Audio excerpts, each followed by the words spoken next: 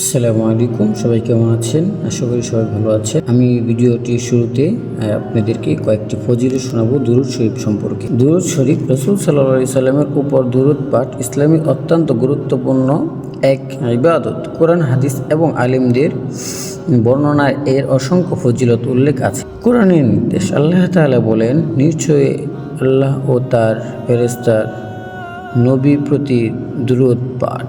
হে ঈমানদারগণ, তোমরা তার প্রতি দুরূদ পাঠাও এবং সালাম প্রেরণ করো। রাসূল সাল্লাল্লাহু আলাইহি ওয়াসাল্লাম আয়াতে থেকে বোঝা যায় যে দুরূদ পাঠ শুধু পড়ার কাজ নয়, বরং ঈমানদারদের জন্য সরাসরি আল্লাহর হুকুম। হাদিসে দুরূদের ফজিলত। 1. দুরূদ পাঠে রহমত নাজিল হয়।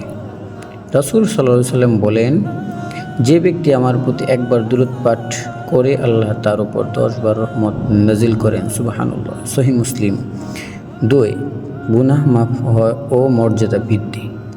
যে ব্যক্তি আমার প্রতি দুরূদ পাঠ করিবে আল্লাহ তাআলা 10টি গুনাহ মাফ করেন, 10টি নেকি লেখেন এবং তার মর্যাদা 10 ধাপ উঁচু করেন।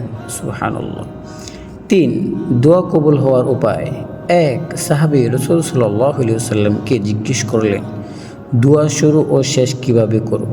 তিনি রাসূল সাল্লাল্লাহু আলাইহি ওয়াসাল্লাম বলেন, দোয়া শুরুতে এবং শেষে আমার উপর দুরূদ পাঠ করো। আবু দাউদ, তিরমিজি। অর্থাৎ দুরূদ দোয়া কবুল হওয়ার বড় মাধ্যম। 4.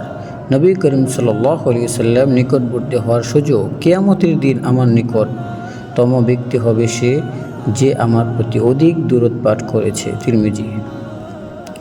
5. নাম ভুলে যাওয়া থেকে বেঁচে যাওয়া।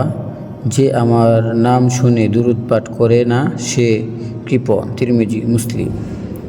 সংক্ষেপে দুরূদ শরীফের উপকারিতা। আল্লাহর রহমত লাভ, গুনাহ ক্ষমা, নেকি বৃদ্ধি, দোয়া কবুলের সহায়তা, কিয়ামতের দিন রাসূল সাল্লাল্লাহু আলাইহি ওয়াসাল্লামের কাছে থাকার সৌভাগ্য। সুবহানাল্লাহ। দুনিয়া ও আখিরাতের শান্তি, বরকত ও সাফল্য। আজকে এ পর্যন্ত এই ভিডিওটি।